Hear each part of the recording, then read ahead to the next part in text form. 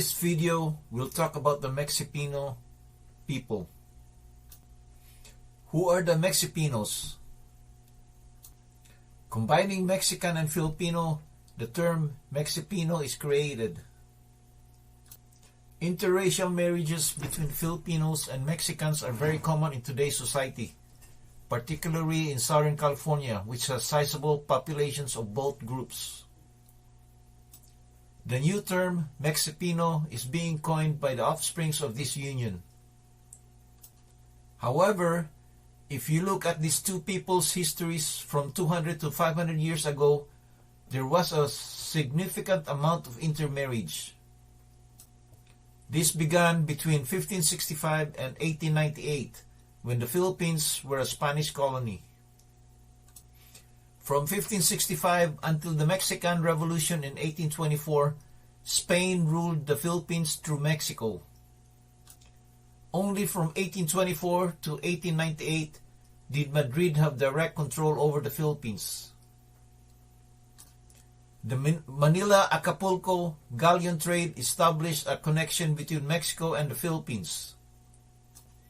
There were typically one or two ships that made a round trip each year to each nation between 1565 and 1819.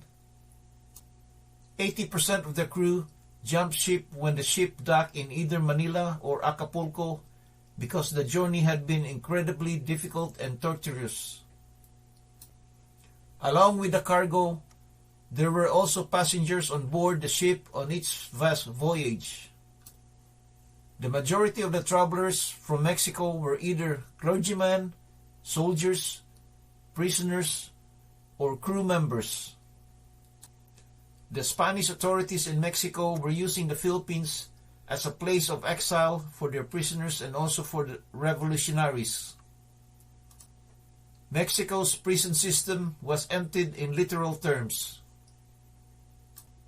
The majority of the passengers on the Philippine side were crew members as well as domestic slaves who served as domestic servants in the affluent Mexican homes. Spaniards who were born in the Philippines were referred to as Filipinos. In the Philippines, the Spanish called Filipinos Indios, but when the Indio crew arrived in Mexico, the Mexicans called them Chinos, even though they were Chinese. At that time, the migrants from Mexico who arrived in the Philippines were not known as Mexicans.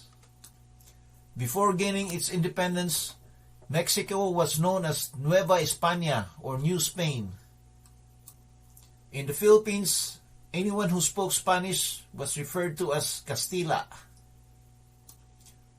None of the Spaniards from Mexico or Spain were distinguished from one another. The sailors from the Philippines who traveled to Acapulco were majority men. The majority of the sailors decided against making a voyage back to the Philippines as soon as they reached Acapulco. The majority of them got married to local women. After many years of intermarriage, the descendants of those who live in the state of Guerrero alone numbered over 200,000. However, since this occurred more than 200 to 500 years ago, the blood of the Filipino people is getting thinner with each generation. There were so many Filipino deserters that there are now tiny colonies of Filipinos all the way up to Louisiana, USA. These children were most likely the first Mexipinos. Due to the passage of time, the native Mexicans are not even aware of the extent of their Filipino ancestry, if any. As soon as they arrive in Manila, a large number of Mexican sailors also abandoned ship. They were not known as Mexicans back then either. The local Filipinos simply referred to them as Castilla. Additionally, Mexicans and local Filipinas intermarried and also dispersed throughout the nation.